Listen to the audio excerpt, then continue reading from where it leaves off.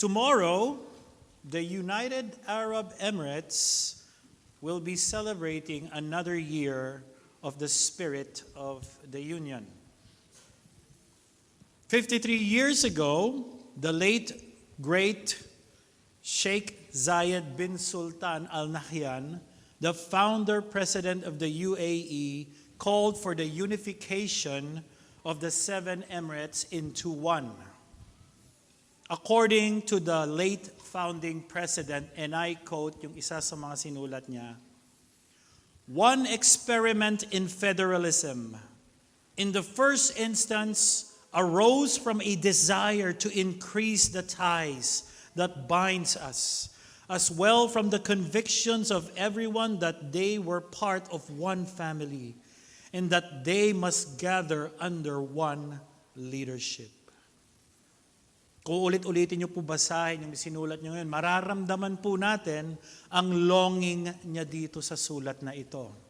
Longing to see the people united. Longing for them to be one family. And through his initiative and leadership, the UAE from former individual emirates are now one. They now have one flag, one nation, one dream, one people. You know, there is another longing, a much greater longing than the founding presidents. Itong longing na to ay nasa puso ng lahat ng mga tao. Whether they admit it or not, itong longing na to is a longing to be united. A longing to be reunited, to be reconciled to their Creator God. A deep longing to be made right with God. A longing to be with God's people. But how can one be made right with a holy and righteous God? Ito po ang pag-uusapan natin ngayong umaga. Tayo po ay nagpapatuloy sa ating sermon series sa Book of Romans. The gospel of the righteousness of God. Last week, pagkatapos ng mahabang defense argument ni Paul sa kanyang imaginary Jewish adversary, iniwan niya ang kanyang mga mambabasa at tayo sa realidad ng kasalanan. Ramdam na ramdam natin ang katotohanan ng kasalanan sa ating buhay.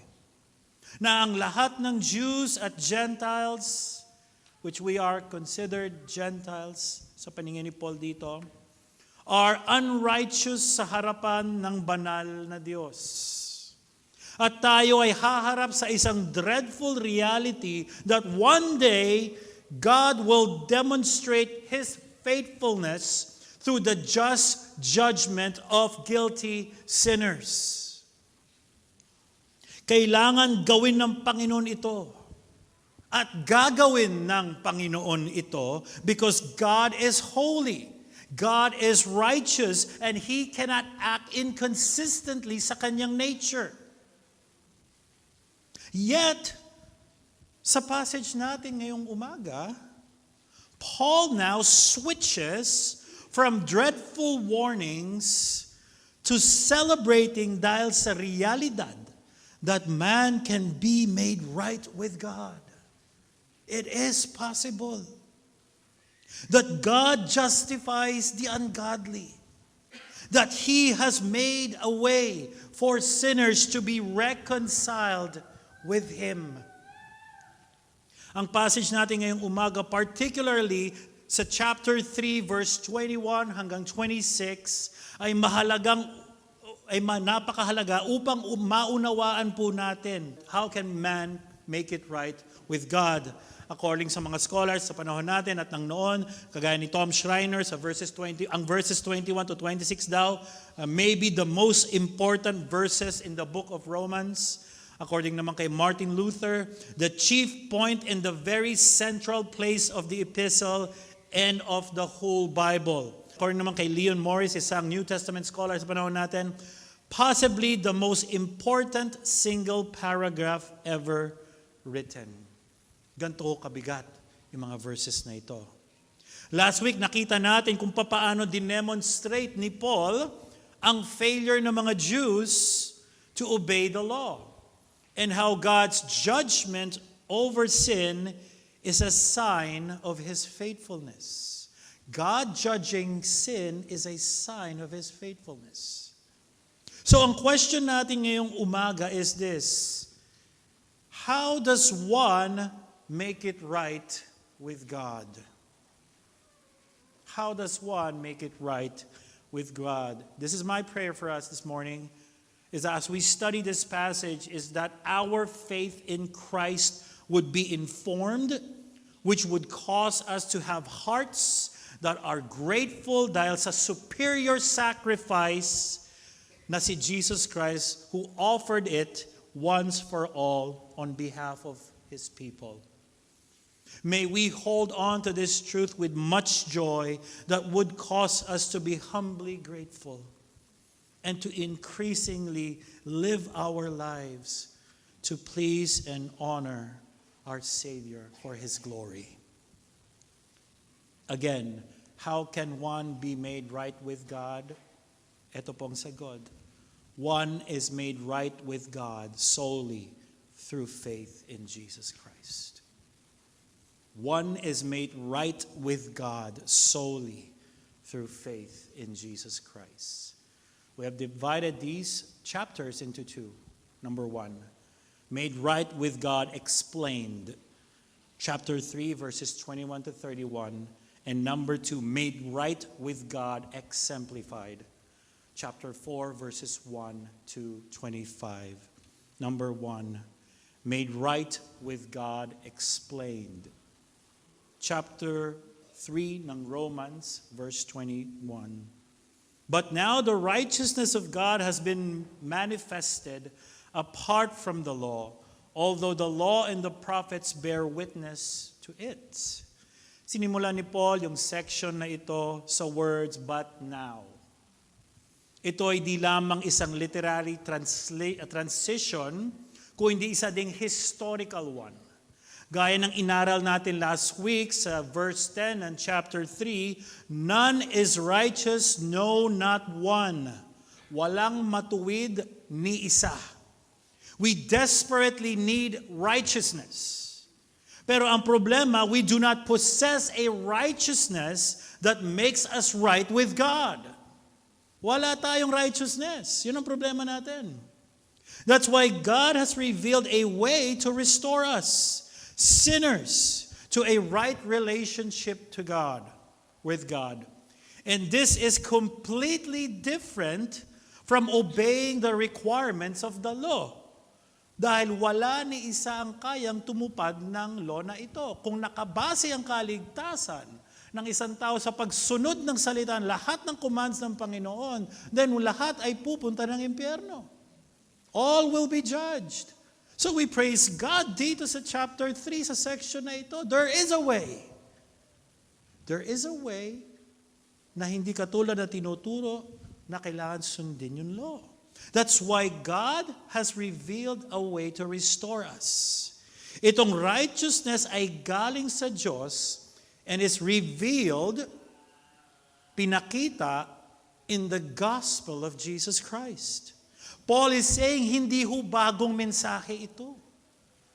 Dahil sa Old Testament, tinuro na ito, pinrophesy na ito, it points to the coming Redeemer who will cleanse His people from their sins. Sabi sa Zechariah chapter 13 verse 1, on that day there shall be a fountain open for the house of David and the inhabitants of Jerusalem to cleanse them from sin and uncleanliness. At ito mismo ang ginawa ng Panginoon sa verse 22. The righteousness of God through faith in Jesus Christ for all who believe. Ang sinasabi po ng verse 22 ay anyone who places their faith, their trust in Jesus will be made right with God. Pero believe exactly, Pastor, about what? Kay Jesus Christ. Ano ang dapat ang paniwalaan namin sa Panginoon na ito? Well, that He is God.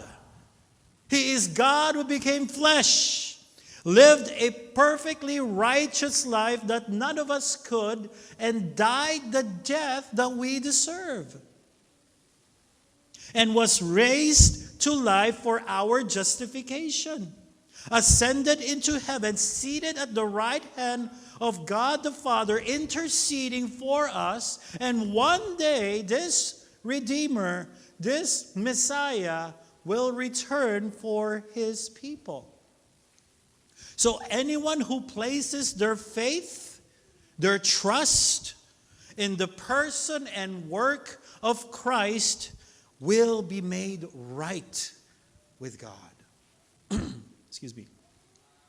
To justify someone means to vindicate them, not punish them. Justification is where a holy and righteous God declares guilty sinners righteous. You are righteous. It is a declaration of righteousness given not to righteous individuals, but to wicked individuals. You are made right with God, not because of what you have done, but because of what God has done for you.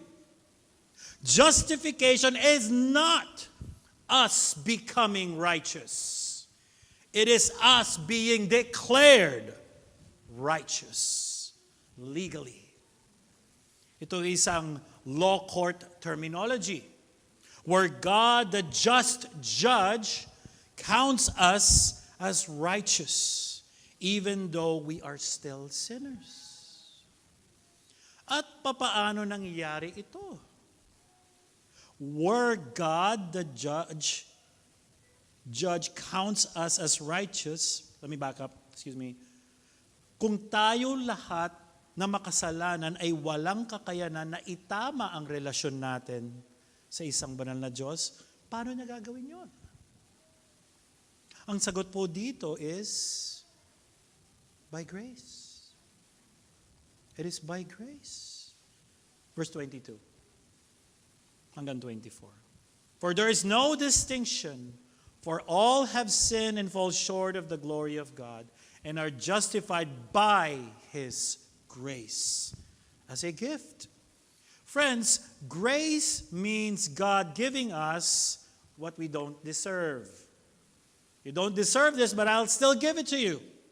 It is undeserved favor from God, or unmerited favor. There is nothing we can do but to accept this incredible gift na binibigay, ino-offer sa atin ng Panginoon. Now we know that salvation is purely by grace. Ephesians chapter 2, verses 8 to 9. For by grace you have been saved through faith.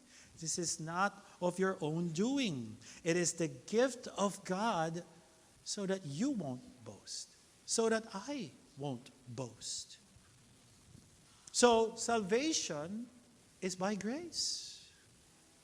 Sabi ni Jonathan Edwards, the redeemed have all from the grace of God. It was of mere grace that God gave us His only begotten Son. The grace is great in proportion to the excellency of what is given. The gift was infinitely precious because it was of a person infinitely worthy, a person of infinite glory, and also because it was of a person infinitely near and dear to God. Justification is initiated, accomplished, and completed by God's grace. Salvation is by grace alone. Sola gratia. Friends, this is wonderful news. Isipin nyo, kung ang ating kaligtasan ay nakabatay sa kung ano ang magagawa nating kabutihan, then lagi tayong mangangamba. Lagi tayo walang kapayapaan tuwing gabi. At wala tayong seguridad na kapag tayo namatay, inabot ako ng heart attack dito. Magbigla akong binangongot at hindi na ako nagising. Saan ako pupunta? Kung nakasalalay, kung ang batayan ng ating kaligtasan ay tayo, lagi tayo ganon tuwing gabi. Kasi we know at the end of the day, kahit anumang kagandahang loob ang ginawa mo, at the end of the day, you still know that you don't measure up. Ngunit dahil ang kaligtasan ay biyaya lamang ng Diyos, we can confidently rejoice in the assurance that we are the Lord's. There's this confidence na nagmumula sa Panginoon sa atin. Gaya ng kinanta natin kanina. Hindi ko gagawin. When He comes, our glorious King, all His ransom home to bring, then anew this song will sing, hallelujah, hallelujah. Savior, you showed your love, defeated our sin, poured out your blood. So we praise you, Lamb that was slain. We offer our lives to proclaim, what a Savior.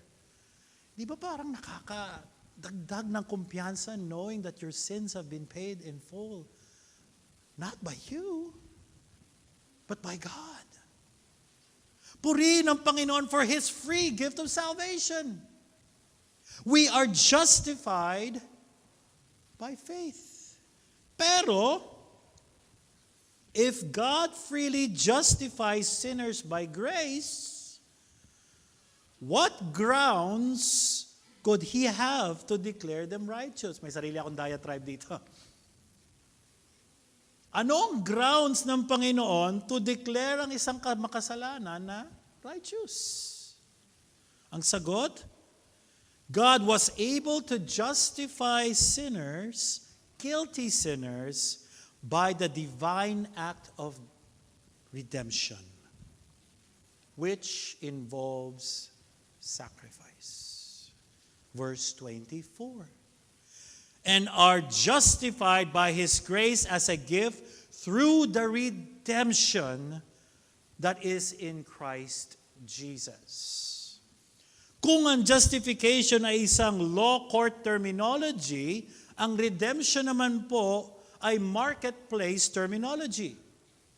Ayon sa New Testament na scholar na si Morris, ang pinanggalingan daw ng larawan ng redemption ay ang pag-release ng mga prisoners of war, kapalit sa pagbayad ng malaking halaga. Ayon naman sa Old Testament, specifically sa Exodus, ang larawan daw ng redemption ay ang kanilang kalayaan sa Egypt sa pamamagitan ng blood ng Passover lamb. Sa mga Hebreo, maaari ring gamitin ang redemption para sa pagpapalaya ng isang prisoner under death sentence. Sa Greco-Roman world, ang redemption always relates to freedom from slavery. Upang ang isang alipin ay mapalaya, may halaga na kailangan bayaran. In short, kailangan silang i-redeem para palayain sa pagkakaalipin.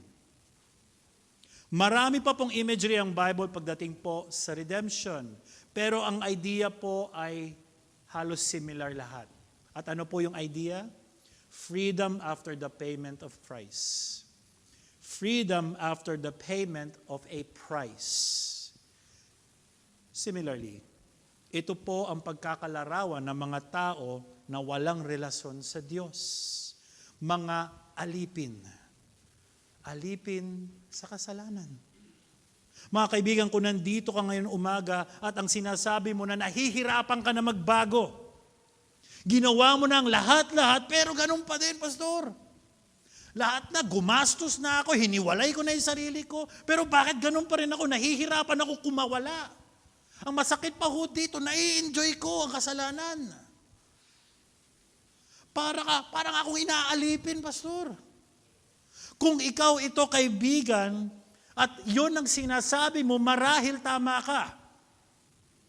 Marahil ikaw ay alipin sa kasalanan, at ito ang iyong tunay na master. 1 John chapter 3 verse 9. Pero pastor, hindi naman ako ganun kasama. Ang bigat mo naman magbitaw. Hindi naman siguro. 1 John chapter 3 verse 9. If you're trying to gauge yourself sa oras na to by listening, am I a Christian or not? Am I a Christian? Hindi naman akong kasama. May totoo na sinabi si pastor, medyo nagganyan. Pero ano ba talaga? Christian ba talaga ako? Then here's 1 John 3:9. No one born of God makes a practice of sinning. For God's seed abides in him, and he cannot keep on sinning because he has been born of God. Kung meron pong unrepentant sin sa buhay natin, and you find no convictions or guilt or sadness, sorrow sa kasalanan na ito, then you need to ask yourself, ako ba'y tunay na isang Kristiyano? Lahat ng tao apart from Christ ay alipin ng kasalanan, at ang kabayaran ng kasalanan, Romans 6:23, ay kamatayan, magpawalang hanggan. We need Christ's redemption. Jesus on the cross redeemed us by paying the price for our sins. Ito yung sinasabi niya sa verse 24. Alam niyo, sa Greco-Roman world, once a slave has been redeemed, the buyer not only receive yung slave, yung person, but also kasama sa binayaran niya is yung allegiance na nilipat na ngayon sa iyo. Dati siyang may master, may allegiance siya sa master na yun. Kapag binili mo ito, niredeem mo yung alipin na ito, hindi lamang yung tao, ang package deal dito, pati yung allegiance niya mapupunta sa iyo. Mga kapatid sa Panginoon, nawa ang katotohanang na ipinalaya ka ng Panginoon sa kadena ng pagkakaalipin ng master ng mundong ito at ng kasalanan would cause you to rejoice in your Redeemer. Kung discouraged ka, kapatid sa Panginoon, remember you have been redeemed from sin's slavery. In redemption, you now come under new ownership. Kapag ikaw ay tunay na Kristiyano, iba na rin ang allegiance natin. Iba na kasi ang master natin. Your allegiance now ay hindi na yung mga makalaman na kagustuhan natin o yung mga bagay sa mundo na ito. Your allegiance now is in your new master, which is Jesus Christ. Jesus now is your master. And if Jesus now is your master, dapat nakikita sa buhay natin kung kanino talaga yung allegiance natin. Hindi lang kada Sunday. Hindi lang kada fellowship and Bible study. Sa ating pamumuhay. Masasabi ba ng iyong kaopisina na kung kanino yung allegiance mo talaga sa kung paano ka magtrabaho? Would your classmates tell me or any one of us, you know what? This person who claims to be a Christian, I can tell their allegiance is in Christ. Is that what they're going to tell us? In redemption, you are under new ownership. 1 Corinthians chapter 6, verse 19 to 20. You are not your own. Ito ang kailangan natin maintindihan, mga kapatid sa Panginoon. Nung tayo niligtas ng Panginoon, you're not your own anymore. Sabi dyan sa 1 Corinthians 6, you were bought with a price. So glorify God in your body, whom God put forward as a propitiation by His blood to be received by faith. This was to show God's righteousness because in His divine forbearance, He had passed over sins. Sorry, that's Romans. How did Christ, yes, Christ redeemed us, therefore He is now our new master. Malinaw po yan, Pastor. But, here's another question. Again, yung diatribe ko. How exactly did God acquire us? Verse 25.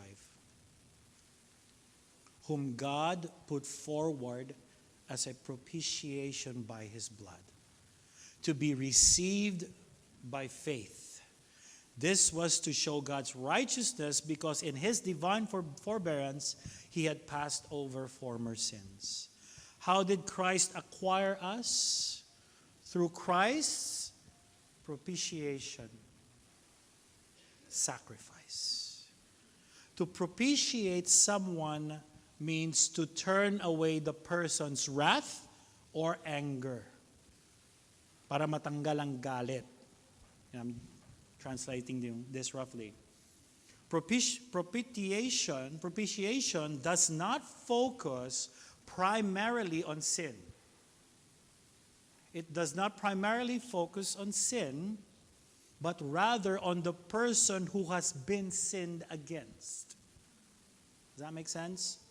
In short, you don't propitiate sin, you propitiate the person who is offended and angered by your sin. So, it is God who needs to be propitiated, to appease. Since God is holy, He is offended and angered by sinners.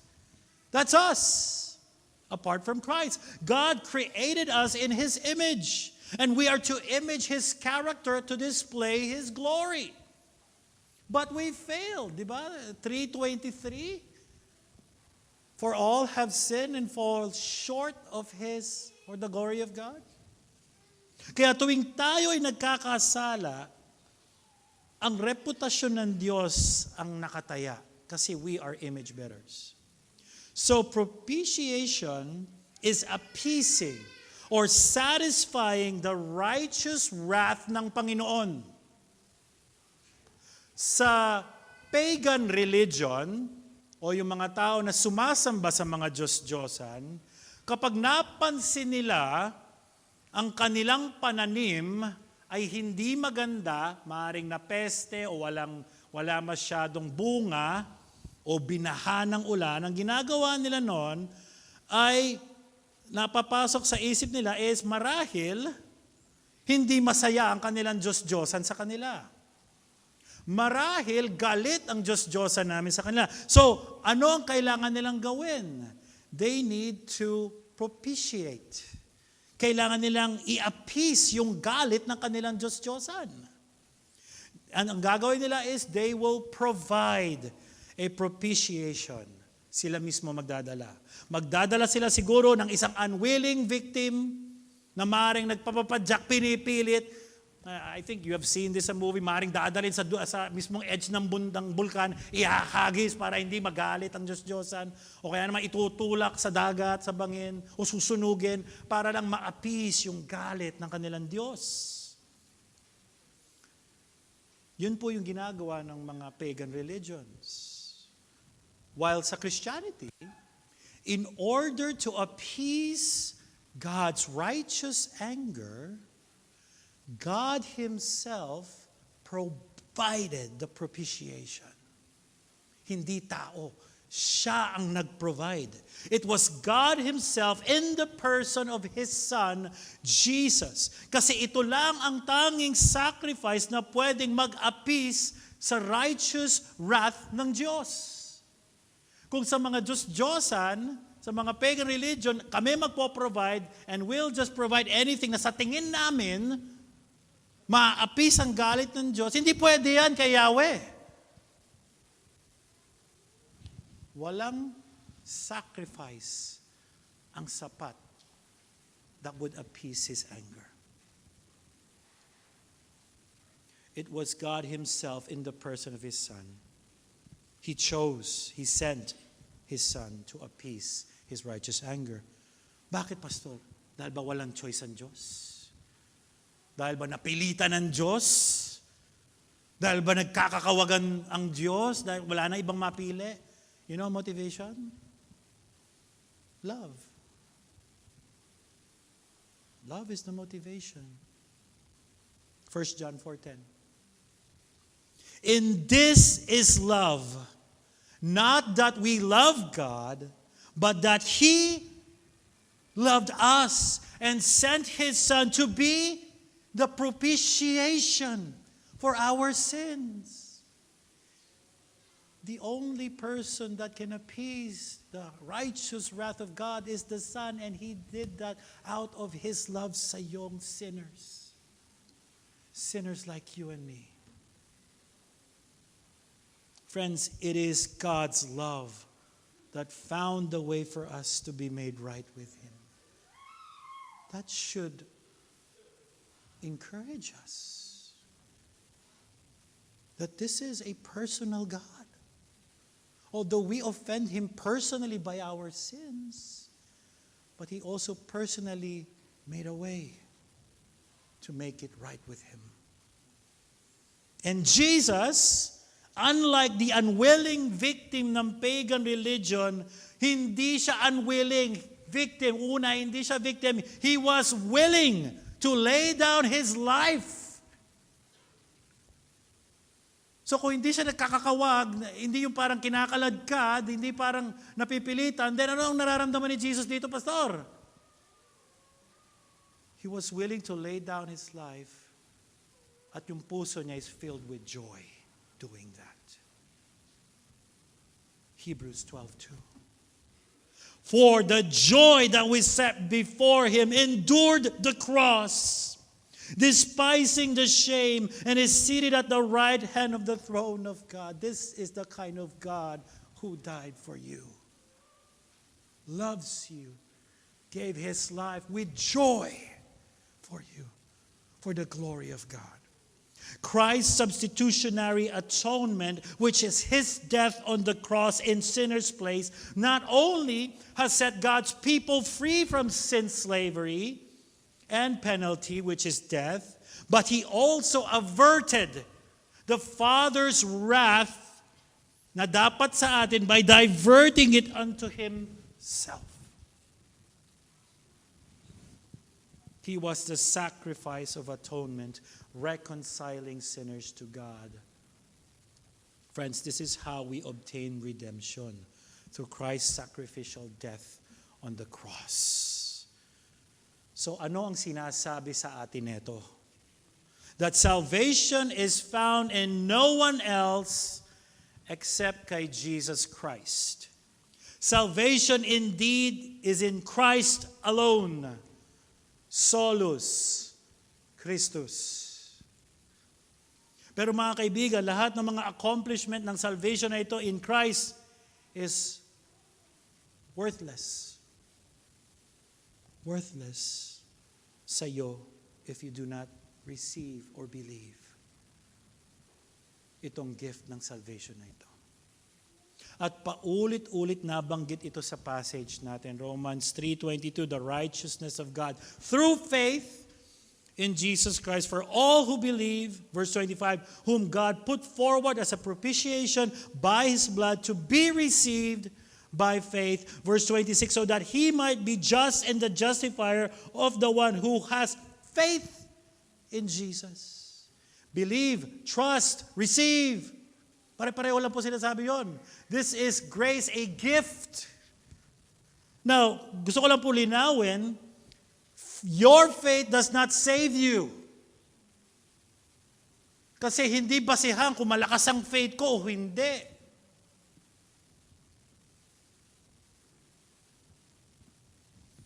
Faith does not save anyone.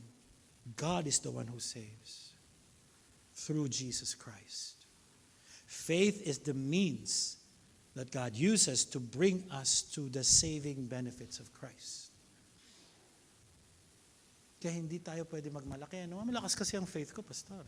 Kasi mahina ang faith mo, kaya wala. Wala kang blessing, prosperity pa. Di ba? So hindi po yun. It is not just knowing who Christ is and what He has done. Anyone can know that. It is more than an intellectual exercise. It is believing Him, receiving Him, trusting Him, an embracing of Him for who He is and what He has done. Pinaliwanag ito ni Jesus sa John 6:35. Jesus said to them, I am the bread of life. Whoever comes to me shall not grow hungry, shall not hunger. And whoever believes in me shall never thirst.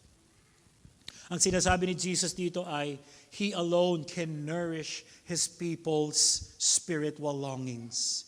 And those who trust Him, He satisfies the deep longings of their souls. Friends, come to Jesus. Come to Jesus. How? Like spiritual beggars. Nothing in your hands. Empty hands. Empty hands, humble hearts, longing for your souls to be satisfied by the bread of life Himself, renouncing everything else, and He will save you. At ang hina-highlight ni Paul sa Romans is that this faith is freely available, hindi lamang sa mga Jews, kung hindi sa Gentiles. That's one way of him saying this salvation is by grace sa lahat who believes. Kaya mga kaibigan, this is a reminder sa atin na kapag tayo ay nag-share ng gospel, hindi lang dapat po sa mga Pinoy tayo nag-share ng gospel. Di ba? Dapat sa mga iba't ibang lahi rin. Hindi, and aside from that, you don't want to just show Christianity sa mga kapwa Pinoy lang. So mabait ka lang sa mga kapwa Pinoy, pero sa ibang lahi, ay dito halika. Huwag ka na pumila, dito ka na lang sa akin. Nag-cut pa sa kantin. Friends, we should be sharing the gospel hindi lang sa mga Pinoy. Nilagay tayo dito, yes, puro tayo Pinoy. Pero God has strategically placed you in offices, in campuses, where the nations are. And who do you think ang gospel bearer sa office and school ninyo?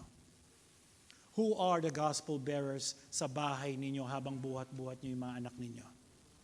It's you. It's you. Wag ho tayo mag-time choosy. Kung sino ang binigay sa atin ng Panginoon, herald the gospel kasi kasama sila eh. Jews and Gentiles. Ang gospel ang pinaka, and I like to borrow this term, shareable na message.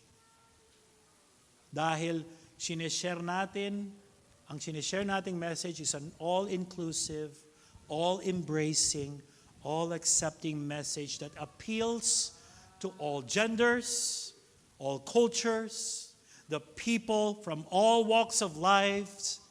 It appeals to all because all have sinned. The gospel satisfies all who come to Him and believe in Him by faith in Jesus Christ. Dito sa Crossroads, bagamat tayo po lahat ay Pinoy, we still have a diverse congregation. Maniwala kayo, hindi. We came from diverse regions sa Pilipinas, diverse dialects, diverse age groups, diverse family backgrounds, diverse professions. And with such diversity, napakahalaga po that we keep the gospel at the center and forefront ng ating iglesia.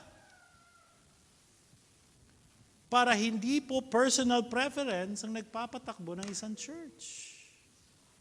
Sabi nga ni D.A. Carson, the gospel must transcend our personal taste in music, food, clothing style, economic status, intellectual interest. We as a church must continually be shaped by the gospel by regular meditation on it and careful application of it. Ito po ang dahilan kung bakit tayo may community groups. We gather sa ating community groups in order to study God's Word and together apply it sa ating lives at sa buhay ng ating church. That's why we must not neglect to gather together every week, every Sunday dito. Seek to apply the truths of God's Word to one another. Kasi sa Hebrews 10:24-25, yung lugar na binanggit ni Paul doon, where people edify and encourage one another, is in the gathering. Through the hearing of God's Word, through the preaching and counsel. So walang kagad aalis, ha? Kasi this is your opportunity. Your opportunity to speak truth. Your opportunity to show love, to give love, to grant grace. Now, and I know what you're thinking, dahil Pinoy din ako.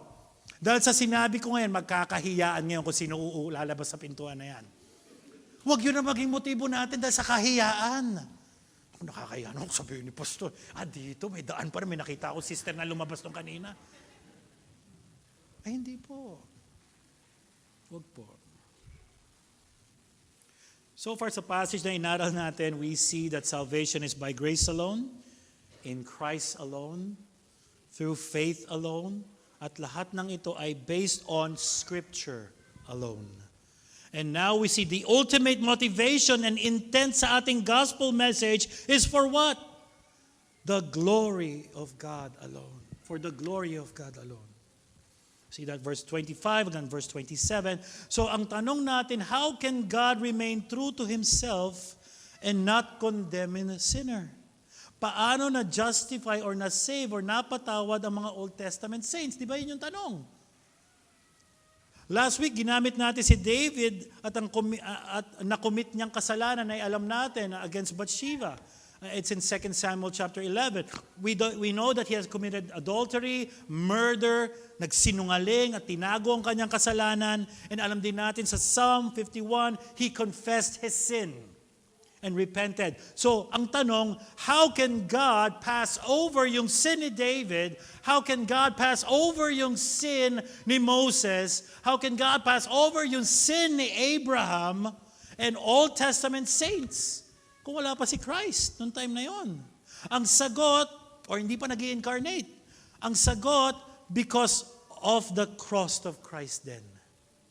David sins, Abraham sins, Moses sins, Jacob sins, are judged at the cross of Christ. Ang mga Old Testament saints ay nakarating sa heaven with God on the basis of that future judgment kay Christ. They look forward to that promise. Whereas now we look back on the cross. Either God judged their sins in Jesus to those who receive, or God judged them to hell for those who rejected Christ and refused to believe. The cross of Christ is the public demonstration of God's justice for His judging righteousness. The cross is not only about the justification of man, but also about the vindication of God. God gets the glory in salvation. Kaya wala ho tayong kaya pagmalaki na tayo ay naligtas. Kasi hindi natin kayang sunodin ng law. We fail. Salvation, God gets the glory. Kaya mga kaibigan, ang marka ng isang tunay na naligtas ng Panginoon with all of this blessing is a person who always gives praises to God in salvation and in all things. Gaya ng ginawa natin kanina. Ang isa pang marka ng isang tunay na pinatawad at iniligtas ng Panginoon is when the person is humbly grateful. Knowing that you deserve worse, pinalaya, pinatawad, ni-reconcile. Deserving worse, you receive mercy. Verses 28 to 31, since lahat ng mga Jews and Gentiles are made right with God through faith in Jesus Christ and are united to each other, this truth also unites us dito sa Crossroads, despite of all our diversity. The gospel should change the way we view and treat each other dito sa Crossroads.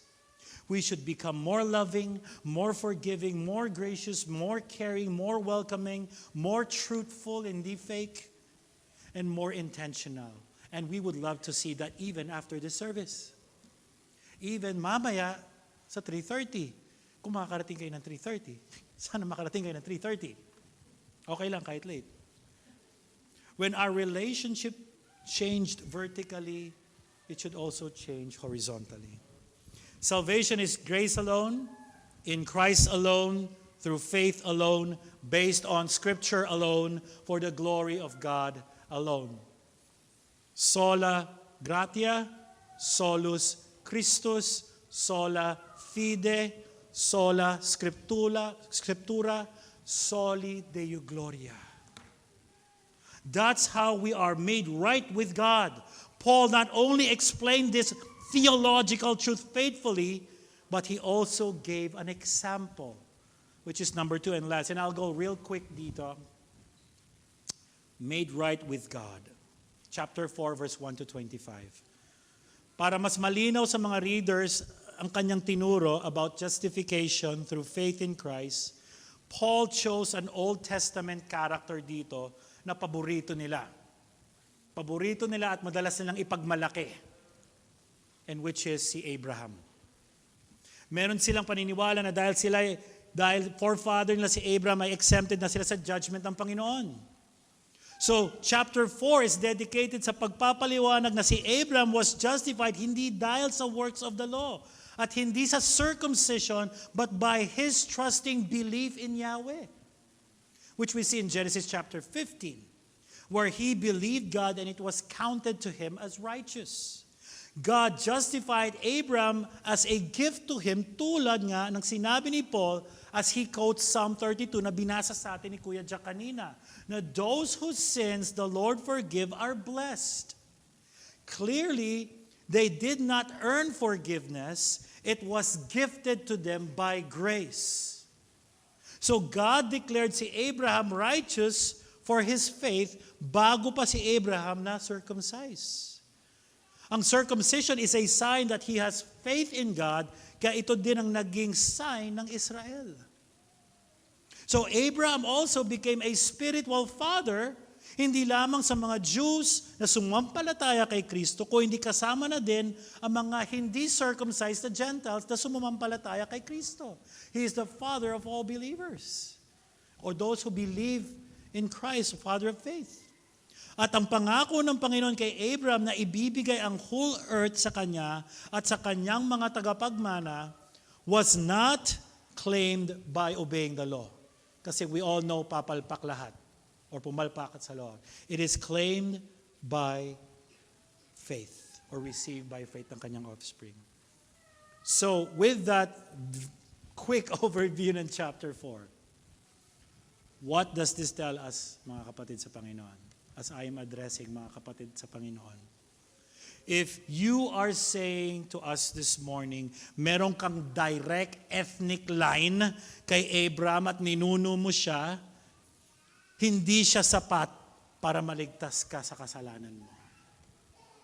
Kahit sabihin mong kalahi mo, great-great-grandfather mo si Abraham. The same thing na kung sasabihin mo ang tatay mo ay isang bishop, ang uncle mo ay isang pare. Ang imam ay mismo kapatid mo. O ang pastor mo ay kamag-anak mo. It does not matter. Baliwala po yun. The same thing po, paglapit natin sa mga patron natin. O sa mga santo or patron saints o kay Mary. Baliwala po ito. Because sabi sa 1 Timothy verse 2, verse 5, there is only one mediator between God and man, and that is Christ Jesus our Lord. Hindi mga santo, hindi mga patron, hindi si Maria, si Kristo lamang. This means that no one is saved or justified by performing religious rituals, gaya ng circumcision. Hindi tayo maliligtas lang dahil tayo ay laging nasa church, or member ng isang church, or bahagi ng isang malaking ministry, or nagpabaptize ng ilang beses sa iba-ibang churches. As mentioned last week, all of these are good things, pero they are not enough to save. Don't bank on these. This also tells us that no one is justified by obeying the commands of the Lord dahil wala ni isang kaya tumapad nito perfectly. So friends, this means there is no other way for a person to make it right with God except by believing in the person and work of Jesus Christ. I urge you, friends, I don't know your religious persuasion or backgrounds. Hearing this compelling gospel that can save you, that leads you to salvation, I urge you to repent from relying on your religion. Repent from your religious beliefs and practices and place your faith in Christ's finished work on the cross for salvation, for justification. Chapter 4 ends with verses 20 hanggang 25, which tells us that Abraham's faith is held up bilang model para sa atin ngayon. Nung sinabi ng Diyos na magkakaanak siya na lalaki, you know what? Abraham remained faithful. Nakarating na po siya sa edad na 100 at ang asawa niya 90. Wala pa yung pangako. Sabi sa Romans 4:20-22, no unbelief made him waver concerning the promise of God, but he grew strong in his faith as he gave glory to God, fully convinced that God was able to do what he had promised. That is why his faith was counted to him as righteous. Ilang dekada na wala pa rin yung anak pero hindi nag-waver ang kanyang pananampalataya. Abraham's faith serves as a model para sa atin ngayong umaga. Abraham believed the Lord despite the fact that humanly speaking, napaka-imposible na po nila magkaanak. Baog ho si Sarah, surpass yung age po na pwede siyang magbigay ng buhay sa kanyang sinapupunan. And Abraham, di ko alam ang issues niya, health issues niya, pero matanda na, wala na. Pero hindi nauga ang kanilang pananampalataya. Ano ang naging dahilan sa kanyang unwavering, persevering faith? Well, una, his faith was informed by God's promise. His faith was informed by God's word. It was not a blind faith. So mga kapatid, the Christian faith is not a blind faith. It is an informed faith. It's not a faith na sasabihin mo kung ano lang yung gusto mo. So I urge you, strengthen your faith by devouring God's word.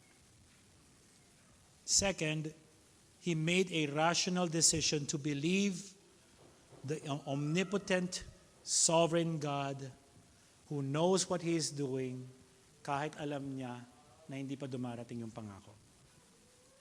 Hindi ito nangangahulugan na hindi siya nagkaroon ng doubts at disbelief sa kanyang faith, but his faith persevered. It became stronger towards the end. Kasama siya nga sa Hall of Faith sa Hebrews chapter 11. You can read that sa inyong devotional. Pero here's the application, mga kaibigan. Ito ang marka ng justifying faith. If you claim that you've been justified through faith in Jesus Christ, ito yung marka nun, perseverance. Ang faith that justifies is not a faith that will never face doubts. It will face doubts pagdating ng challenges. Pero it's a faith that will persevere. We know the story of Ate Jovi. Ilang buwan na po sa ospital. Months, she is a picture para sa atin of a person of persevering faith. Friends, justifying faith is a persevering faith. Ito ang faith that will endure to the end. Ito rin ang pwedeng magsabi sa atin kung talaga bang may pananampalataya ka kay Kristo. Patuloy natin ipanalangin that God would strengthen our faith. I don't know what you're going through right now. Is your faith being challenged? Do you feel na parang binaligtad ka at inuuga lahat yung mga faith na para mawala lahat? Do you feel that you're being tested? You feel that you're being provoked even to not believe? Friends, pray. Patuloy natin panalangin that God would strengthen our faith. That would cause us to keep believing in His Son daily and the promises till Jesus returns. There's no other way to make it right with God except by faith in Jesus Christ. Let's pray. Father, thank you for the greater sacrifice of Jesus Christ. Much greater than bulls, much greater than goats, a lot greater than lambs. Because Jesus' sacrifice is offered once for all on behalf of his people. May, Lord, we hold to this truth with much joy that would cause us to be humbly grateful and to increasingly live our lives na mabibigyan po namin kayo ng kaluguran for Jesus' sake. May you also grant us, Lord, persevering faith, especially those brothers and sisters who are weak right now. May you strengthen their faith until we see Jesus face to face, and that we would long to hear him say, "Well done, good and faithful servant." May you receive all the glory and praises in salvation, sa aming kaligtasan, pati sa Christian life na binabubuhay namin. In Christ's name we pray. Amen.